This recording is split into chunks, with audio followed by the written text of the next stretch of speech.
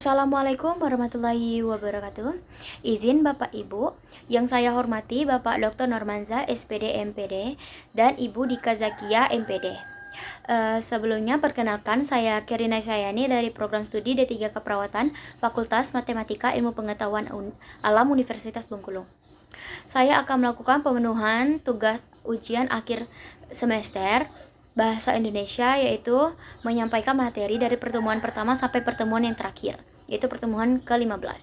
Yang mana pertemuan pertama sampai pertemuan keempat itu mengenai berbahasa, pertemuan kelima itu dunia pustaka, pertemuan 6, 7, dan 9 itu mengenai proposal kegiatan, dan pertemuan 10, 11, 12, dan 13 itu mengenai proposal penelitian, dan pertemuan terakhir 14 dan 15 itu mengenai artikel.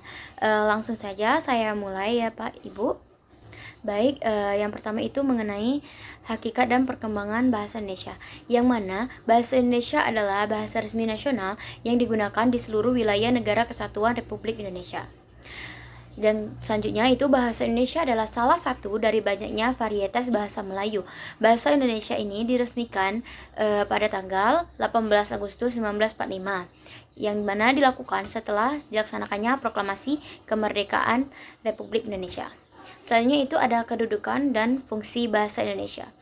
Kedudukan bahasa Indonesia ini sebagai bahasa nasional memiliki fungsi itu ada 4 fungsi, yang mana yang pertama itu mengenai sebagai lambang kebanggaan kebangsaan.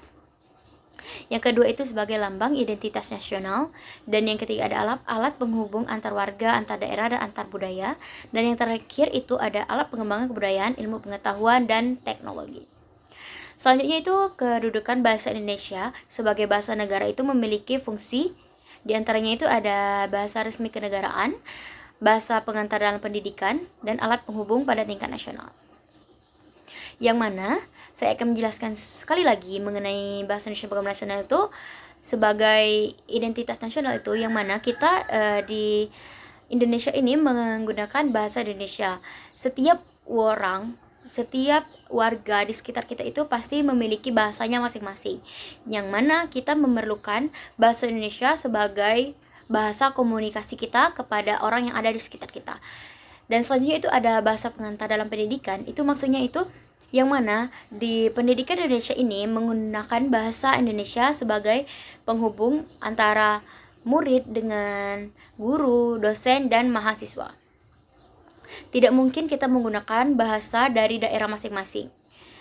Karena apa? Karena di dalam suatu kelas atau di dalam suatu lingkup pendidikan itu pasti memiliki banyak sekali murid yang berada dari luar daerah tersebut. Jadi kita menggunakan bahasa Indonesia itu sebagai bahasa dalam pendidikan.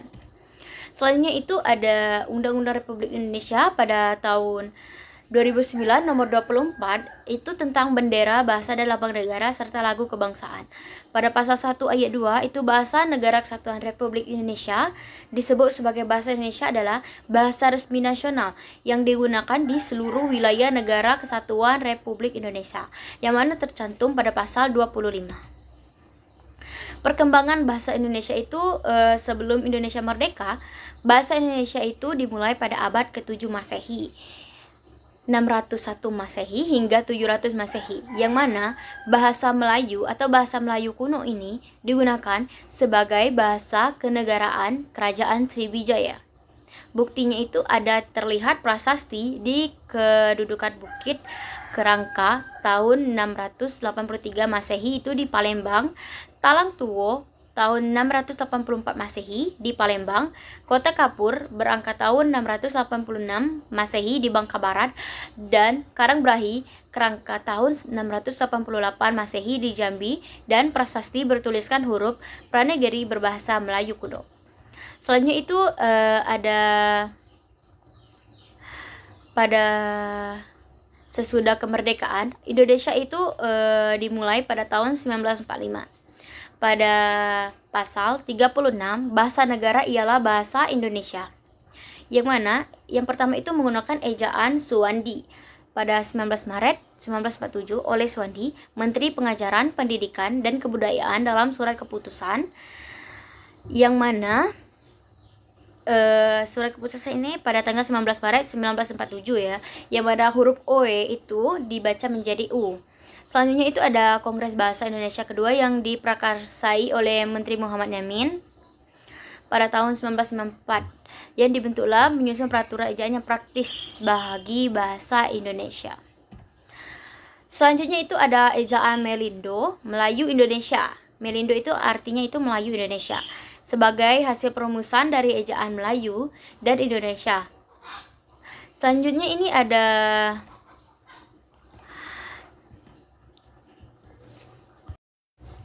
selanjutnya itu ada sikap berbahasa, yang mana sikap bahasa atau language attitude adalah peristiwa kejiwaan yang merupakan bagian dari sikap atau attitude pada umumnya. Sikap berbahasa merupakan reaksi penilaian terhadap bahasa tertentu.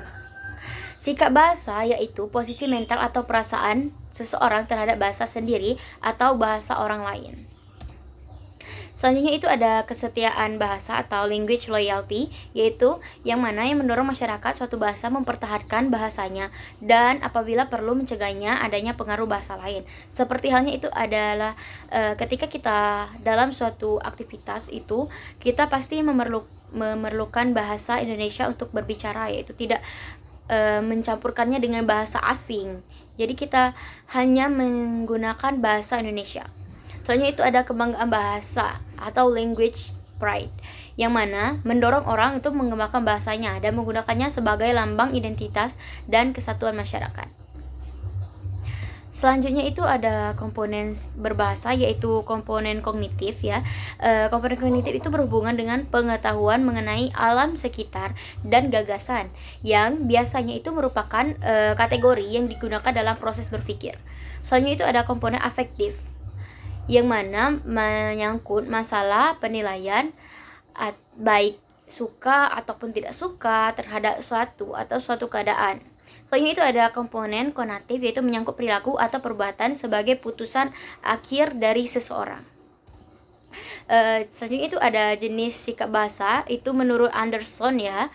Menurut Anderson itu sikap bahasa itu seperti itu menggunakan EYD, kata baku, kalimat efektif dan aturan paragraf bahasa.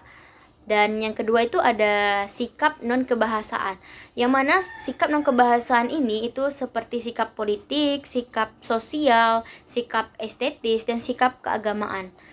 Kedua jenis sikap ini, yaitu dari sikap kebahasaan dan kebahasaan ini, menyangkut keyakinan atau kognisi mengenai bahasa. Sikap terhadap bahasa Indonesia itu adalah gangguan atau pandangan seseorang terhadap bahasa Indonesia, apakah senang atau tidak terhadap bahasa tersebut, sehingga sikap tersebut berpengaruh terhadap pemilihan bahasa. Yang mana itu ada sikap positif, yaitu selalu berhati-hati menggunakan bahasa, tidak merasa senang melihat orang lain memaksa bahasanya itu atau menggunakan bahasanya secara tidak baik atau secara serampangan, memperingatkan dan mengoreksi apabila ada seseorang yang menggunakan bahasa mereka secara serampangan. Yang kedua itu ada sikap negatif, yang mana contohnya itu bangga memperlihatkan bahwa dirinya itu mahir berbahasa asing, contohnya berbahasa Inggris. Meskipun bahasa Indonesianya itu masih kurang, dia lebih memilih menggunakan bahasa asing.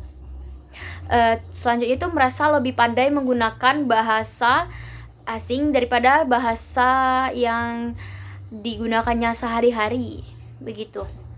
Baik, selanjutnya itu mengenai sistematika proposal, yaitu ada terbagi menjadi dua, yaitu sistematika proposal penelitian kuantitatif dan sistematika proposal penelitian kualitatif, yang mana keduanya ini hampir sama isinya, namun ada beberapa yang berbeda. Saya akan menjelaskannya. Itu yang pertama, pada penelitian kuantitatif itu pada bab 1, yaitu pendahuluan, berisi latar belakang, ruang lingkup penelitian, rumusan masalah, tujuan penelitian, manfaat penelitian, dan definisi operasional. Pada bab 2 yaitu kerangka teori dan kerangka berpikir, berisi teori yang digunakan, penelitian yang relevan, kerangka berpikir, dan hipotesis penelitian. Soalnya pada bab 3 itu ada metode penelitian yang mana berisi metode penelitian, waktu dan tempat penelitian, deskripsi variabel penelitian, populasi dan sampel, teknik pengumpulan data, instrumen penelitian, uji coba, penelitian atau instrumen, teknik analisis data. Soalnya itu ada daftar pustaka. Daftar pustaka dari penelitian kuantitatif dan kualitatif ini hampir sama, yang mana sama-sama menggunakan format apa? MLA, IEE, Vancouver, dan Chicago. Selanjutnya itu ada proposal penelitian kualitatif. Pada kualitatif ini bab satunya itu berisi pendahuluan, yang mana pendahuluan ini berisi latar belakang, ruang lingkup penelitian, rumusan masalah, tujuan penelitian, manfaat penelitian, definisi istilah, dan bab 2 itu ada landasan teori. Yang mana landasan teori ini berisi teori yang digunakan, penelitian-penelitian relevan, dan bab 3 itu metode penelitian, yaitu metode penelitian itu berisi metode penelitian, waktu dan tempat, penelitian, data dan sumber data, teknik pengumpulan data, uji instrumen, dan absahan data, teknik analisis data. Daftar pustakanya sudah saya sebutkan, itu sama saja ya, antara kuantitatif dan kualitatif itu sama-sama menggunakan apa? MLA, IEE, Vancouver, dan Chicago. Soalnya itu ada uji keabsahan data penelitian kualitatif menurut Creswell 2015. Yang pertama itu ada kredibilitas, yang mana berisikan perpanjangan pengamatan, peningkatan ketekukan, triangulasi, diskusi dengan teman sejawat, analisis kasus negatif. Selanjutnya itu ada transferabilitas, yaitu mengenai uraian yang rinci, jelas, sistematis, dan dapat dipercaya. Selanjutnya ada dependabilitas, yaitu buku konsultasi, surat izin penelitian, analisis data pada lampiran, dan membuat kesimpulan pada bab 5. Yang terakhir ada konfirmabilitas, yaitu cara mendokumentasikan seluruh data dan hasil kegiatan analisis data penelitian. Soalnya itu ada mengenai hakikat penelitian. Hakikat penelitian adalah usaha atau cara yang sistematis untuk menyelidiki masalah tertentu atau potensi dengan tujuan mencari jawaban dari masalah yang diteliti dengan metode ilmiah, yang mana itu tadi menurut Sugiono 2020. Penelitian adalah suatu proses penyelidikan yang ilmiah melalui pengumpulan, pengolahan, analisis, dan penyimpulan data berdasarkan pendekatan, metode, dan teknik tertentu untuk menjawab suatu permasalahan. Yang mana metode penelitian itu menggunakan 5 metode. Yang pertama itu adalah rasional, yang mana rasional itu yaitu masuk akal sehingga dapat dijangkau oleh penalaran manusia. Yang kedua itu ada empiris, yang dapat diamati oleh indera manusia. Selanjutnya ada sistematis, yaitu langkah-langkah yang logis. Dan yang keempat ada valid, derajat ketepatan antara data yang sesungguhnya terjadi. Yang kelima ada reliable, yang mana reliable ini derajat ketetapan dengan data yang diperoleh bisa dibuktikan, yaitu fungsinya. Siklus proses penelitian itu atau metode ilmiah itu ada 6. Yang pertama itu ada pelaporan dan evaluasi. Yang kedua ada penelitian. Yang ketiga itu tinjauan pustaka. Yang keempat penetapan maksud dari penelitian. Yang kelima itu pengumpulan data. Yang keenam ada analisis dan interpretasi data. Pokoknya itu ada dari jenis penelitian kuantitatif dan kualitatif. Jenis penelitian kuantitatif itu ada eksperimen, korelasi, dan survei. Jenis penelitian kualitatif itu dari grounded teori, etnografi, studi kasus, naratif. Jenis penelitian campuran. Penelitian campuran ini ada pengembangan, tindakan, deskriptif, konvergen, dan eksploratoris. Selanjutnya yang terakhir itu ada artikel ilmiah hasil penelitian, yang mana artikel ilmiah hasil penelitian ini berisikan yang pertama itu judul, yang mana judul ini diikuti nama penulis, instansi, dan email. Selanjutnya itu ada yang kedua itu abstrak, yang mana abstrak ini dalam bahasa Indonesia atau bahasa Inggris berisikan masalah atau potensi penelitian, tujuan dari penelitian, metode penelitian, teknik pengumpulan data, dan teknik analisis data, serta hasil penelitian, dan diikuti kata kunci. Yang ketiga itu ada pendahuluan, berisi latar belakang, masalah penelitian, rumusan masalah, tujuan dilakukannya penelitian, dan manfaat penelitian. Landasan teori berisi teori yang benar-benar digunakan dalam penelitian sesuai dengan rumusan masalah yang diangkat. Yang keempat itu ada metodologi penelitian, yang mana metode penelitian pada artikel ilmiah ini berisikan Sumber data untuk penelitian kualitatif atau populasi, sampel untuk penelitian jenis kuantitatif, waktu dan tempat penelitian, teknik pengumpulan data, dan teknik analisis data. Selanjutnya itu ada hasil penelitian dan pembahasan.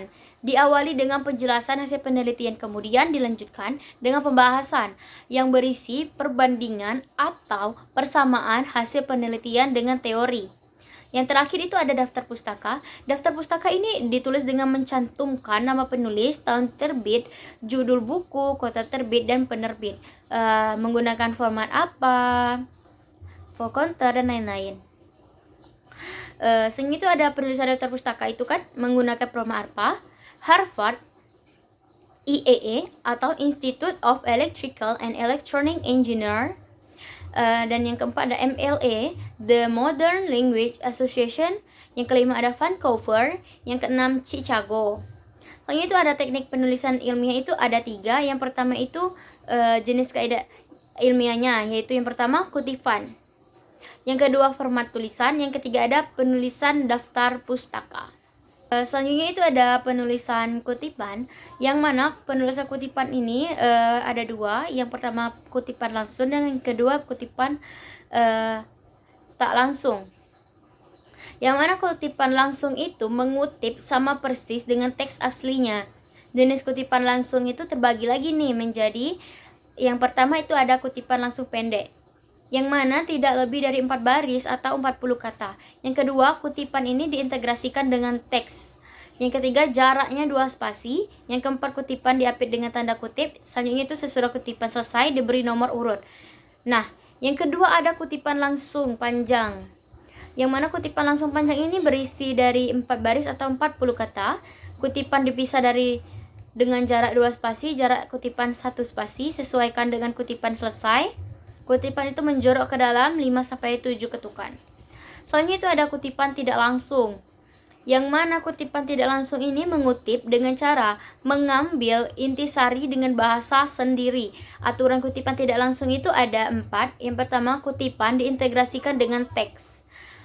Yang kedua, jaraknya 2 spasi. Yang ketiga itu tidak menggunakan tanda kutip. Dan yang terakhir itu sesudah kutipan selesai diberi nomor urut.